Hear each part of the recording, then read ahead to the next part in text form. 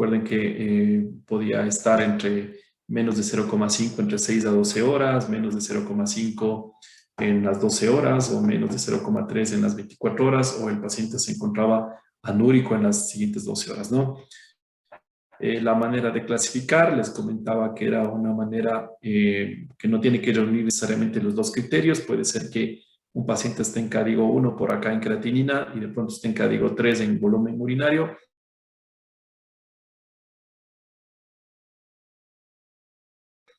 En este caso, diálisis, definitivamente este paciente ya debe ser catalogado como lesión renal aguda código 3, ¿no? Allá no nos damos la vuelta, no estamos calculando la creatinina ni nada. Todo paciente que se encuentra en diálisis es catalogado como paciente como código 3 o AKIN 3, ¿de acuerdo? Ok, vamos con el enfoque diagnóstico. Si bien cierto, ustedes de pronto vienen acostumbrados a un enfoque de lesión renal aguda prerrenal, lesión renal aguda parenquimatosa y lesión renal aguda obstructiva, ¿no es cierto? Eso es como una clasificación desde el punto de vista docente y desde el punto de vista anatómico. Eso quiere decir que si viene un paciente con deshidratación, este paciente tiene una lesión renal aguda, una injuria renal aguda, una lesión renal aguda prerrenal, ¿de acuerdo? Pero si viene un paciente que toma antiinflamatorios, esta es una lesión renal aguda parenquimatosa.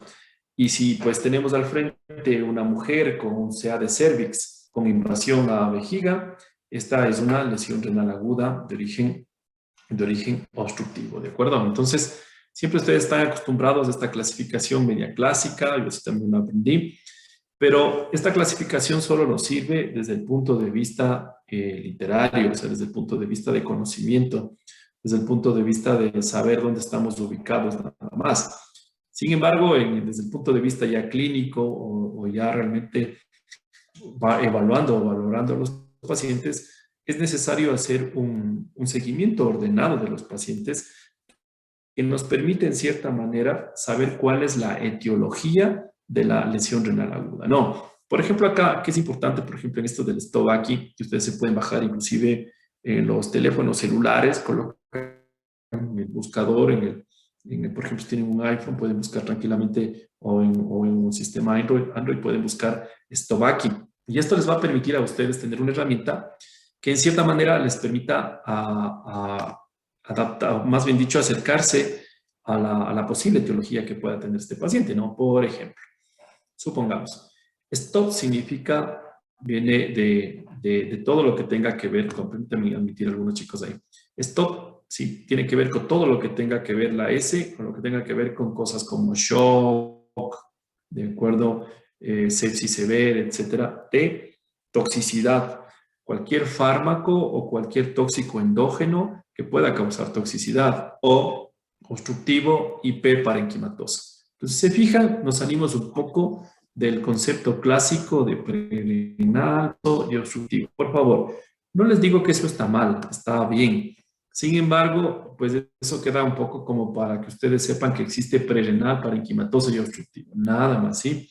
Inclusive en el pase de visita a mis recientes, yo les digo que a veces cuando me presentan me dicen, este paciente tiene una lesión renal aguda prerrenal, o sea, ya, sí, chévere, prerrenal. ¿Y qué etiología es? La prerrenal es por deshidratación, la prerrenal es porque el paciente hizo una pancreatitis, hizo secuestro, la prerrenal es por una insuficiencia cardíaca por fallo de bomba, la prerrenal es porque el paciente está en la terapia intensiva y le ventilaron con unas PIB muy altas y está haciendo una prerrenal por disminución de la precarga. Entonces, sí se dan cuenta que tras de la prerrenal existe una serie de cosas, ¿no?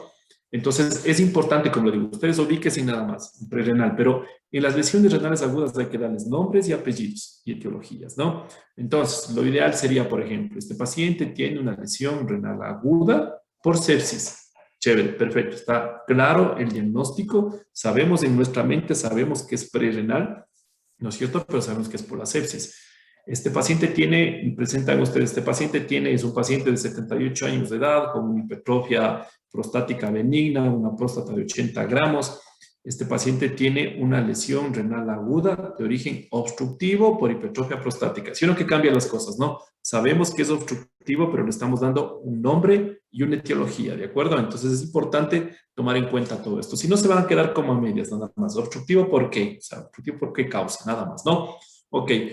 Y parenquimatoso, pues pongamos un ejemplo de parenquimatoso, ¿no? Este paciente es una mujer de 25 años de edad que pues toma por elevación de los lípidos, tomó estatinas, tomó simvastatina, acude a la emergencia por dolor muscular, por ejemplo, se realizan pruebas de laboratorio y nos encontramos con CPK elevada, AST elevado, entonces tú dices, va, chévere, entonces esto posiblemente sea una lesión renal aguda de origen parenquimatoso por tóxicos endógenos por rhabdomiólisis. ¿No es cierto que cambia totalmente las cosas? ¿Sí? Entonces cambia totalmente. Ustedes ya no están orientados solo en el prerenal, parenquimatoso y definitivamente obstructivo, ¿no? Ir un poco más allá para dar unos diagnósticos mucho más acertados, porque definitivamente el tratamiento será diferente. Vamos a ver en el Stovaki. A ver, en el Stovaki a lo que nosotros analizamos, esto no tiene puntaje ni nada, por favor, simplemente nos permite ir en forma ordenada, porque si no, cuando comenzamos o estamos frente a un paciente con lesión renal aguda, como digo yo, a veces estamos como gallinitas sin cabeza, dando la vuelta sin saber cuál es la etiología. Y a veces es muy compleja saber la etiología. Uno dice, lo primero que hace es meterle líquidos como primera opción terapéutica, pero hay que ir un poco más allá, saber qué es lo que está pasando. Entonces, nos permite ir en forma ordenada, ¿no? Y eso pueden tener ustedes de sus teléfonos celulares tranquilamente. Entonces, fíjense en ustedes, vamos por la parte de ese, esto va aquí, ¿no? Sí, parar la lesión renal aguda, ¿sí? O poner un alto a la lesión renal aguda para identificar y tratar. El reconocimiento es la clave acá. Entonces, en ese, primero nos fijamos si el paciente tiene sepsis o tiene hipoperfusión. Entonces, si es sí, no o no aplica, ¿no? Dependerá mucho realmente de lo que tenga el paciente, ¿de acuerdo?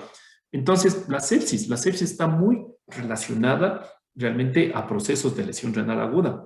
Tanto así que la lesión renal aguda, ¿sí? Es más bien dicho una complicación de la sepsis y pues existen varios estudios publicados en relación que en los primeros casi 5 días de un paciente que desarrolló sepsis puede presentar una lesión renal aguda por varios motivos. El paciente séptico es un paciente que está vasodilatado. Muy aparte de eso, el paciente séptico, por ejemplo, va a poner este ejemplo, ¿no? Y les voy a preguntar a uno de ustedes. Supongamos que estamos viendo un paciente séptico, sepsis, está infectado al paciente, y el paciente presenta una elevación de creatinina a los 8 días de haber estado en el hospital, y vamos a hablar a este paciente, vamos a chequear. Pero en la historia ustedes se van encontrando que este paciente recibió vancomicina durante 7 días, ¿no es cierto? No estuvo con un buen aporte de líquidos durante las primeras horas, tienen dos cosas ahí. Y segundo, pues el paciente es un hombre y en el eco que realizamos encontramos un cierto grado de hipertrofia prostática, no está causando obstrucción para nada, pero hay una ligera hipertrofia prostática. Vamos a ver. Alexander, ahí, basado en lo que veníamos conociendo, en prerenal, parenquimatoso, prerenal, parenquimatoso obstructivo. ¿Este paciente qué nomás tiene? ¿Qué etiologías nomás tiene? El historial de sepsis, tal vez un posible pero daño. Alex, no, ya, vamos primero, démosle chance a Alexander Chibolima, ya. Alexander, a Ya. ver. Entonces, el historial de sepsis, tal vez un posible daño por el consumo de la vancomicina por los 7 La días que se le aplicación. dio. Y aparte que Ojo, estaba con bajo líquido. ya, perfecto, ya, 2, ¿y qué más? ¿Qué más podría ser? Y la, La hipertrofia prostática. Perfecto, 3 cosas, ¿no es cierto? Entonces, Alexander, no hablemos así del consumo, ¿no? Recuerden que no es que el paciente consumió, ¿no? El médico fue el que le puso vancomicina, ¿no es cierto? Por la administración. Entonces, ¿a qué voy yo con esto? Sí, fíjense que y ustedes mismos desen cuenta que el concepto este de prerenal, parenquimatoso y obstructivo, como que se va abandonando de a poco, ¿no es cierto? Entonces, si yo diría, por ejemplo, Alexander, si tú fueras mi médico y yo voy y te presento, digo, doctor Alexander, este paciente tiene una enfermedad, una lesión renal aguda prerenal, una parenquimatosa y obstructiva, pues también mínimo me das con el palo, viejo, y me van sacando del hospital, ¿no es cierto? Entonces, puede ser que tenga las 3 cosas, pero es importante hablar de multifactorial. Entonces, en este tipo de pacientes se habla de una lesión renal aguda de etiología o de origen multifactorial. ¿De acuerdo, chicos? Entonces, Si bien es cierto, mantengamos este concepto antiguo de prerrenal, parenquimatoso y obstructivo, pero vamos yendo un poco más allá para darle nombres y apellidos, ¿no? En este caso, lo que Alexandre dijo estaba perfecto, pero un término para resumir esto sería, este paciente tiene una lesión renal aguda de origen multifactorial, pues está deshidratado, recibió nefrotóxicos, en este caso vancomicina, y tiene un cierto grado de obstrucción. Habrá que ir corrigiendo cada una de estas cosas, ¿no? Ok, vamos a ver acá. Sigamos, por ejemplo, por acá. En el caso de hemorragias, ¿no es cierto? En el caso de hemorragias, sigue cayendo en el concepto de una lesión renal aguda de origen prerrenal. Un paciente que hace un sangrado digestivo alto, severo, y eleva la creatinina, pues definitivamente ustedes van, lo evalúan o tienen un paciente al frente, están con un paciente con una lesión renal de origen prerrenal. Pero aquí lo lógico sería, este paciente tiene una lesión renal aguda, ¿sí?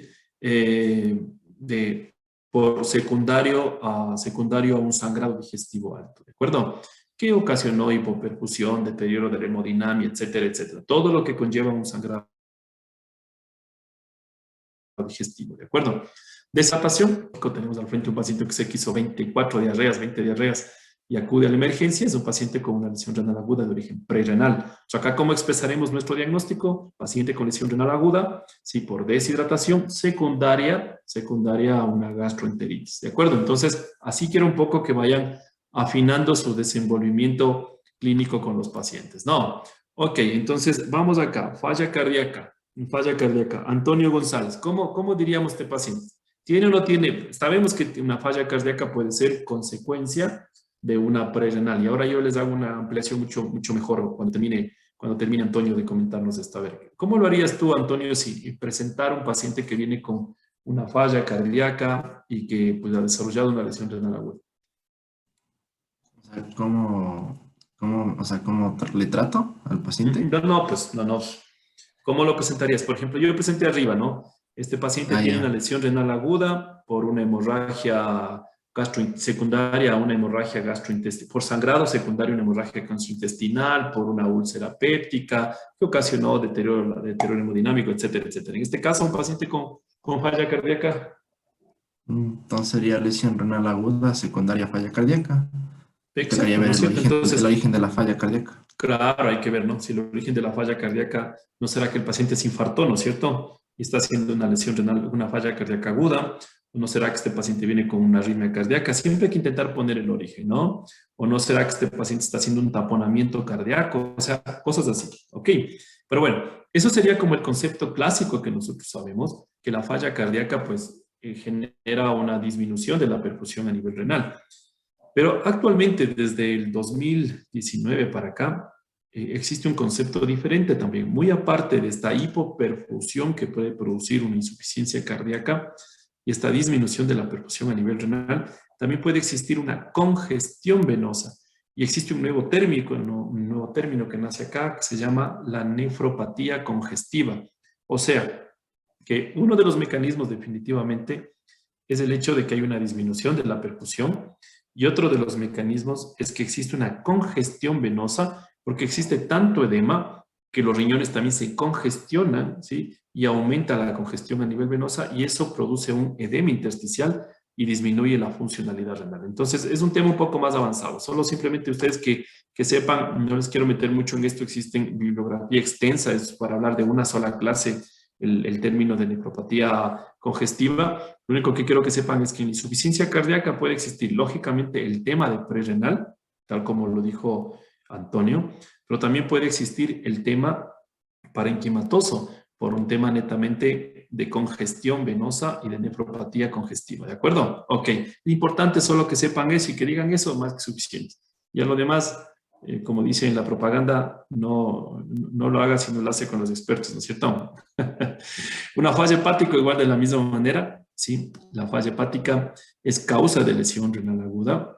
Entonces, en la falla hepática ustedes pueden irse encontrando, por ejemplo, con un síndrome hepatorrenal, ¿sí? El síndrome hepatorrenal es un paciente que viene con una cirrosis hepática, ¿no es cierto?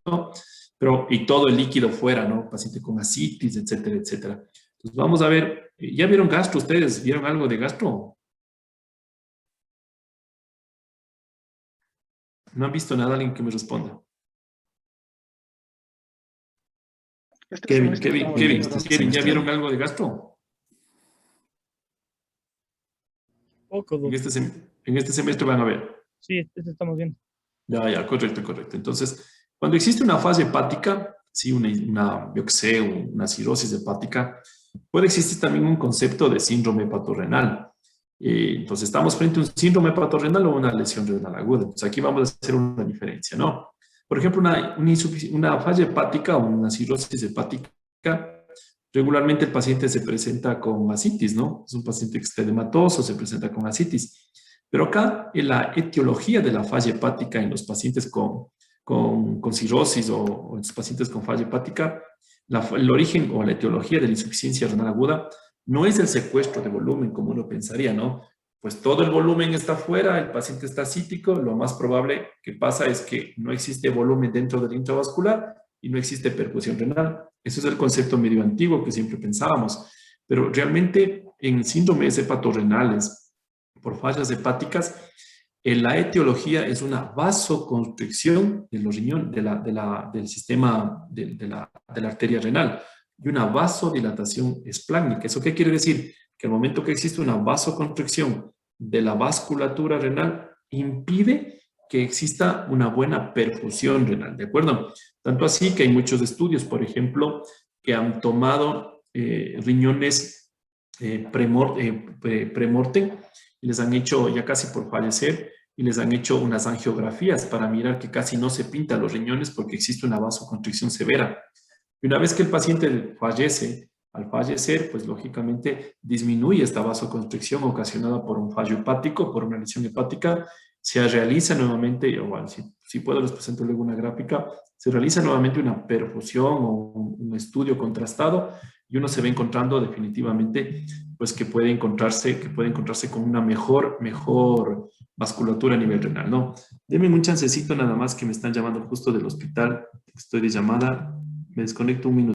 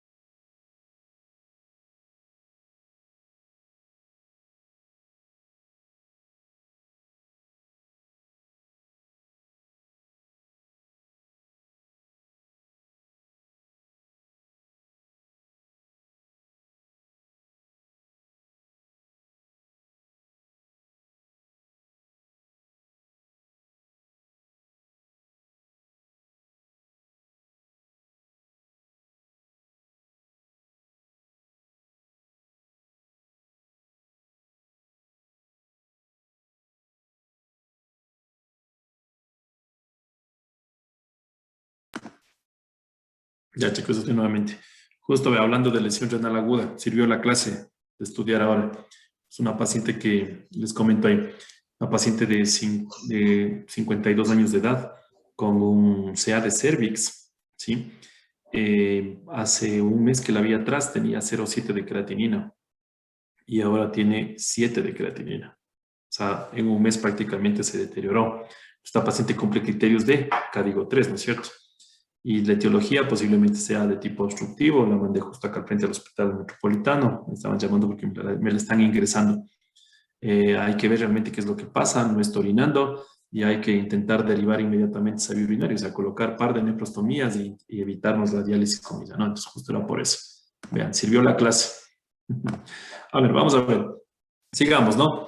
Entonces, estábamos en el hígado, ¿sí? El hígado causa un síndrome hepatorenal. Dentro del síndrome hepatorenal, ya lo verán ustedes en gastroenterología, existe un síndrome hepatorenal tipo 1 y tipo 2. Eso va mucho en dependencia del pronóstico del paciente, ¿no? El tipo 1 y el tipo 2 nada más es para eso. Otra de las cosas importantes, por ejemplo, es las complicaciones renovasculares. Por ejemplo, una cirugía de aorta, una colocación de unos stent, pues se colocan unos stent y existe una disminución de la perfusión a nivel de, si se coloca en aortas, existe una disminución a nivel de la perfusión renal. Entonces, todo eso hay que mirar, ¿de acuerdo? Entonces, de aquí salimos de la parte de S. Fíjense que si nosotros traspolamos esta parte de S, tranquilamente podríamos llevar a como una etiología prerrenal, ¿no es cierto? Casi como prerrenal.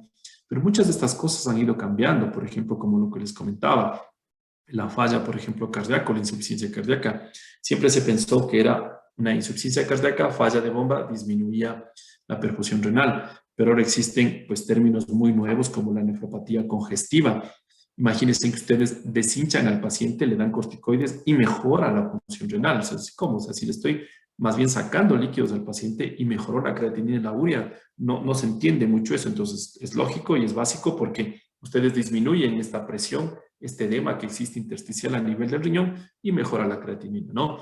Igual de la misma manera, por ejemplo, en el paciente cirrótico, estos pacientes cirróticos regularmente están asíticos, ¿sí? Ustedes simplemente retiran o hacen una paracentesis y quitan esa presión intraabdominal, los riñones dejan de tener esa presión extensa que tienen por la citis o esta presión importante y comienzan a orinar automáticamente, ¿no? Entonces, a veces son medidas muy fáciles de resolver, ¿sí? Y que mejoran la función renal y mejoran prácticamente la función renal con una simple paracentesis, ¿de acuerdo? Ok, eso es importante. Entonces, por eso va cambiando realmente el término, va cambiando la evolución de la lesión renal aguda, ha ido cambiando en los últimos tiempos, ¿no?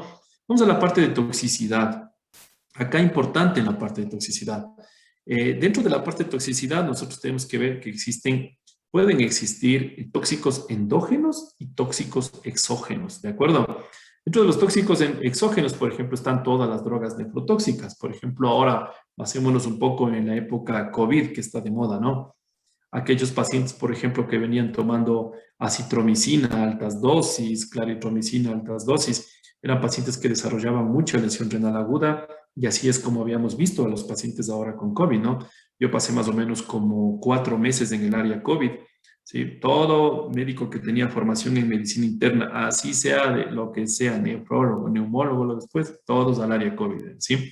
Entonces veíamos mucho este tipo de pacientes que venían con lesión renal aguda por tóxicos endógenos, ¿no? Alguna vez vi un paciente solo por dióxido de cloro, pero nunca logramos comprobar. Mal haría yo en hablar y decir que el dióxido de cloro fue la causa, ¿no? Entonces, nada que ver. Otro de los tóxicos exógenos que podemos encontrar son los radiocontrastes. Y esto es importante acá porque los medios contrastados, en este caso en los hospitales, representan por lo menos el 25% de las causas de lesión renal aguda. ¿A qué me refiero? Un paciente que ingresa al hospital, ingresa y por disnea, por ejemplo, pero es diabético este paciente, hipertenso, tiene un hematocrito bajo, no está bien hidratado. Le realizamos una angiotomografía y esta angiotomografía necesita contraste iodado. Esta posiblemente puede ser en el escenario del paciente, adulto, diabético, hipertenso, ¿qué más habíamos dicho? Que estaba con hematocrito bajo, que estaba deshidratado. En el escenario de este paciente, el medio de contraste puede ser realmente un tóxico exógeno que aumenta el riesgo de lesión renal aguda, ¿no?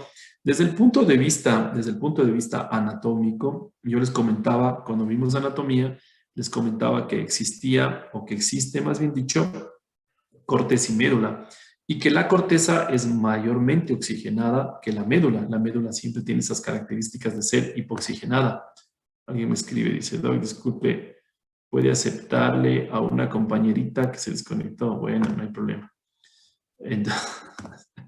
Entonces puede desde el punto de vista, susceptibilidad, la médula es mucho más oxigenada y sufre mucho más estas injurias o estas lesiones. Por ejemplo, en el caso del uso de medios de contraste yodados por favor, regularmente se produce una vasoconstricción, una liberación de radicales libres y una disminución de la oxigenación. Entonces uno se pone a pensar, dice, mira, a ver, si el doctor solo me dice que existe una corteza y una médula y que la médula es hipoxigenada, ¿no es cierto? Si yo le meto medio de contraste en un paciente que no está hidratado bien, que tiene una edad avanzada, que tiene un hematocrito bajo, que estuvo con nefrotóxicos días previos, etcétera, este medio de contraste puede ser realmente el catapultador o puede ser la causa para mayor deterioro de la función renal porque va a causar vasoconstricción en una médula que ya es hipoxigenada, disminución del aporte sanguíneo en una médula que es hipoxigenada. Entonces, ojo con ese concepto, ¿no? Acá nomás una cosa que es importante aclarar, y hasta ahora no se imaginan, me interconsultan un montón por eso, ¿no? Siempre y cuando sea privado yo no tengo ningún problema, ¿no? Hoy pongo la nota que no pasa nada. La nefrotoxicidad se desarrolla con medios de contraste iodados, ¿de acuerdo? Eso quiere decir, por ejemplo, si solicitamos una urotomografía con contraste, esa es la causa de la lesión renal, ¿sí? Por el contraste iodado. Pero si solicitan ustedes una resonancia magnética contrastada, la resonancia magnética no utiliza medios de contraste iodados, utiliza, por ejemplo, gadolinio o gadobutrol. La enfermedad que se produce con el uso de estos medios de contraste, como el gadolinio o el gadobutrol, utilizados en la resonancia magnética, es una enfermedad que se llama nefrosis sistémica o necrosis sistémica nefrogénica o nefropatía sistémica nefrogénica, así es como la traducción más exacta, ¿de acuerdo? Entonces, esto quiere decir que este medio de contraste en ciertas características, en ciertos pacientes, por ejemplo, diabéticos que toman metformina o que tienen una tasa de filtrado glomerular menos de 30 ml minuto, este medio de contraste no necesariamente es nefrotóxico, pero puede causar una fibrosis sistémica nefrogénica. Eso quiere decir que puede causar fibrosis en el riñón, puede causar fibrosis en la piel, puede causar fibrosis en el hígado, puede causar fibrosis en los pulmones, ¿no? Entonces, ojo nada más con esto, ¿no? En este tipo, cuando utilizamos este tipo de medios de contraste con gadolinio, con gadobutrol, no se hace nefroprotección, pero cuando utilizamos medios de contraste iodados, por ejemplo, como en la urotomografía con medios de contraste, ahí nosotros realizamos los nefrólogos nefroprotección. Entonces ya ven ustedes por qué digo que a veces me llaman y a veces me llaman de gana, a veces de la madrugada. Bueno, me llaman y ¿qué más puedo hacer? ¿No es cierto? Pues tengo que ir a contestar interconsultas que no tienen sentido. Entonces ustedes, si ya llegan a ser médicos, tal primero que ustedes que reconozcan que me llame por ese tipo de interconsulta a la madrugada, le pongo un catéter de diálisis, ¿de acuerdo? Y lo dializo ahí. ¿Me entiendes? No, no. Importante que sepan eso nada más, ¿de acuerdo? Ok, vamos, sigamos por favor. Dentro de los tóxicos existen tóxicos endógenos igual, ¿no? Entonces habíamos hablado de los tóxicos exógenos, todos estos que uno le administra como médico, y ahí está en juego la mano del paciente, del mano del médico. Pero que existen unos tóxicos endógenos, por ejemplo, como la bilirrubina. Supongamos al frente tienen ustedes un paciente que tiene una cirrosis hepática y que tiene una hiperbilirrubinemia severa, que está con una obstrucción de las vías biliares y que tiene una hiperbilirubinemia que llega, por ejemplo, bilirrubinas que pueden llegar a 25 o 30 miligramos de decilitro. En este concepto puede ser que la bilirrubina, sí que es un tóxico endógeno que está fuera de rangos, se convierta en un tóxico para producir toxicidad a nivel renal. ¿Sí? Entonces acá hay una patología que es muy característica o muy clásica que se llama, pueden anotar para que revisen por favor, y la siguiente yo les pregunto a cualquiera de ustedes, se llama la nefrosis colémica o la nefropatía colémica, ¿sí? Ahora que van a ver gastro, pueden preguntarle al gastroenterólogo, doctor, ¿existe la nefropatía colémica? ¿La qué les ha de decir? La que es por el colon. No, entonces es la nefropatía por aumento de bilirrubinas, ¿de acuerdo? Entonces van a revisar ustedes y la siguiente yo les pregunto, ¿no? Ya me acuerdo nomás yo.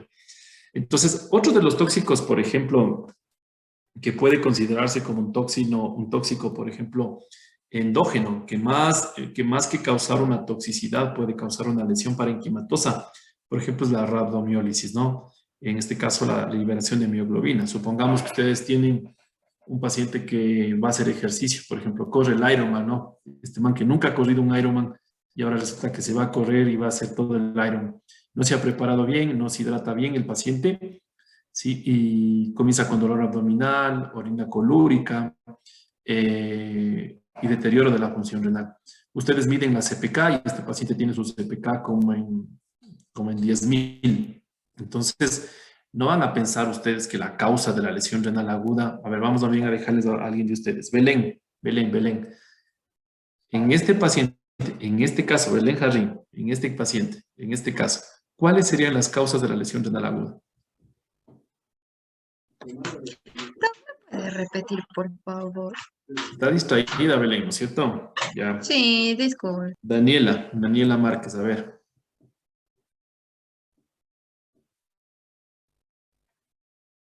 Daniela, O sea, como verlo. Sí, o sea, ¿cómo? También distraída, Daniela, sí. lo de, Bueno, dos que tienen cero. A ver, Oscar Tuaquiz.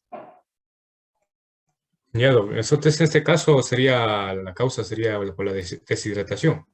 Una ya. Pero yo les acabo de decir, no me dirán por la deshidratación. Puta, y el Oscar me dice que es por deshidratación. Lo primero que le acabo de decir, ¿no es cierto? ¿Qué más dije? A ver, ¿quién le ayuda? María Belén Luna. ¿Quién más le ayuda al Oscar? A ver, una ya dijo la deshidratación. Ya, bueno, ya. Vamos a perdonarle. Por la ¿Qué más? toxicidad endógena, doctor, por la rabdomiólisis que había dicho. Exacto, hay una rabdomiólisis también, ¿no es cierto? Y hay una liberación de mioglobina y la mioglobina puede ser tóxica definitivamente para los túbulos renales, ¿no? Entonces acá tenemos como dos causas, ¿no? Que el tratamiento es el mismo, definitivo, simplemente es meterle agua al paciente nada más para que orine y que esta mioglobina se vaya eliminando por el riñón y que no cause toxicidad y no cause por lo menos o no nos lleve a taponamiento de los túbulos, ¿no? ¿De acuerdo, Belén? Bueno, la Belén y alguien más estaban totalmente distraídas, ¿no? Y espero que cuando les llegue el primer paciente no estén ahí llorando ahí, ¿de acuerdo? Vamos con la obstrucción, ya. En la parte de obstrucción. Entonces, ¿qué puede haber acá en la obstrucción? Definitivamente puede haber obstrucciones a nivel de la vejiga, ¿no es cierto? Entonces, causas de obstrucción, por ejemplo, en las mujercitas, yo que sé, tiene esta paciente un CA de cervix que ha invadido la vejiga y que está causando obstrucción. Puede un paciente presentar cálculos, pero ojo, ¿no? Para que un paciente presente una lesión renal aguda por cálculos, definitivamente tiene que ser o un cálculo muy grande localizado en la vejiga urinaria que tape los dos ureteres, o en este caso tendría que cumplir o tener la característica que tenga cálculos en los dos riñones y que por mala suerte, los dos cálculos bajen al mismo tiempo y taponen, ¿no es cierto?, la vía urinaria. Porque ¿qué es lo que pasa? Si uno tiene un cálculo y tapona, por ejemplo, el riñón izquierdo, ¿de acuerdo? El riñón derecho está para compensar, ¿no es cierto? El riñón derecho que todavía sigue funcionando bien está para compensarse e inclusive produce un trabajo extra mientras desobstruimos el riñón del otro lado, ¿no? Entonces tendría que tener esta característica para que realmente los cálculos causen una lesión renal aguda obstructiva, ¿no? Tumores, ya lo comentamos, por ejemplo, en los varones, un tumor clásico, por ejemplo, vamos a suponer, presentemos un caso, a ver, hombre de 50 años de edad, pintor de brocha grande, de brocha gorda, no, de brocha gorda, sí, pintor de casas en Fox, que utiliza, yo que sé, muchos compuestos químicos. Aparte de eso, fumador, ¿no es cierto? Fuma 3, 4 cajetillas diarias, viene con hematuria y pues y hacen el examen de laboratorio y ustedes lo encuentran con creatinina elevada.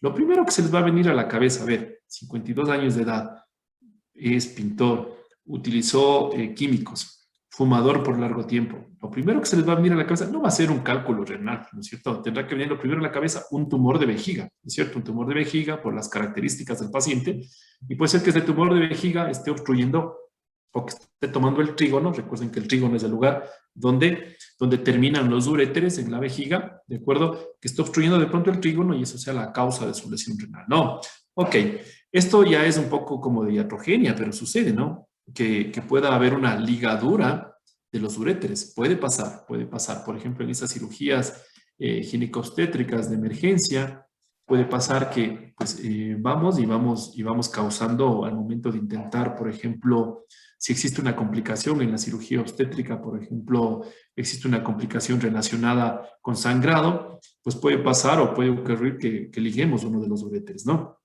De acuerdo, compresiones extrínsecas, por ejemplo, pacientes que tienen nódulos. Yo recientemente, hace 2 semanas, miraba a un paciente que tenía una lesión renal aguda por una obstrucción severa. El tumor no estaba abajo en la vejiga, sino estaba arriba por un linfoma. Habían tantos nódulos y tantos aglomerados nodulares que lo que estaba causando era una obstrucción retroperitoneal. Recuerden ustedes que los uréteres van por el retroperitoneo, ¿no? Otra de las cosas importantes, fibrosis retroperitoneal. Cuando hablamos de fibrosis retroperitoneal, por ejemplo, si tenemos un paciente con un cáncer gástrico, ¿no? Este paciente viene con un cáncer gástrico y resulta que dentro de las terapias, por ejemplo, le vamos a dar quimioterapia y radioterapia. La radioterapia puede causar una fibrosis total del retroperitoneo y si nosotros pues nos basamos en la anatomía, si existe fibrosis retroperitoneal, ¿qué va a pasar? Los uréteres se encuentran envueltos en esta fibrosis retroperitoneal y pueden causar obstrucciones de la vía urinaria, ¿de acuerdo? ¿Cuál sería la solución en ese caso? ¿Quitar la fibrosis retroperitoneal? No, pues ya no se puede. Lo que hay que hacer en esos casos es colocar unos catéteres doble J que vayan desde el trígono, ¿no es cierto?, desde abajo, desde la vejiga, hacia el riñón para quitar un poco esta obstrucción y permitir que el paciente orine en forma normal. ¿De acuerdo? Ok. Preguntas, chicos. Preguntas en esta parte. ¿Alguna duda que tengan? Se dan cuenta que no es el hecho de ya seguirlos clasificando como prerenales, parenquimatosos y posrenales, ¿no es cierto? Preguntas que tengan, chicos, ¿alguna duda? Lady Buele, ¿entendido todo? Sí, Doc, hasta ahora sí está claro. Ya, hasta ahora. Bueno, Surge otra